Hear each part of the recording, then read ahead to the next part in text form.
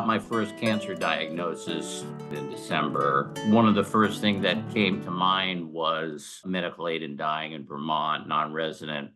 It came to mind immediately because I know how difficult a cancer journey is, especially lung cancer.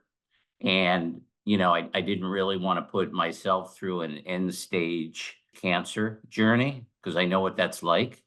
And I didn't want my family to go through that either. So from the get-go, from the diagnosis, I was pretty proactive in looking into the fact that, New Hampshire does not have that kind of opportunity. Unfortunately, I retired September of 23 and I got my diagnosis. I started coughing about a month or two later.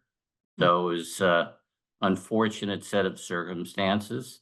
I got hit in November of 23 with this just devastating diagnosis. I had always been incredibly fit, went to the gym every day. I've been taken care of extremely well at Dana-Farber. I had a very rare form of lung cancer, which can be successfully treated by targeted therapy. So I started the targeted therapy last January.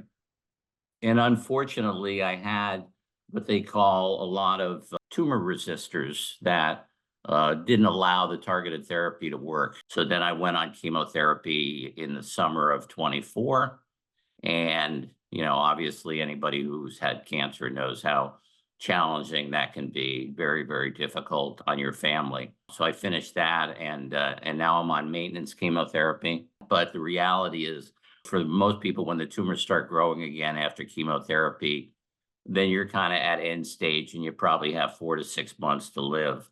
And what I didn't want to do was, I have no ability to have medical aid in dying in New Hampshire, Vermont was my only choice. And even though it's only 2 hours away, there's a kind of convoluted process that you have to go through.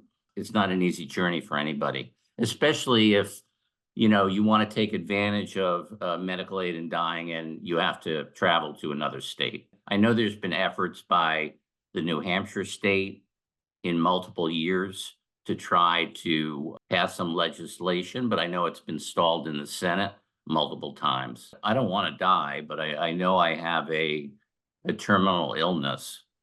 For legislatures in New Hampshire, for people who want to have medical aid in dying, to not have that ability to do it in my home state is a hardship, is very much a hardship.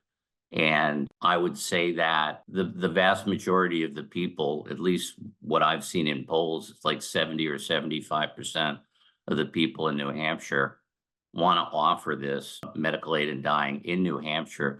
So people like me don't have to go through a very cumbersome process and go to another state and their life ending in another state that's far away, sometimes far away from their family.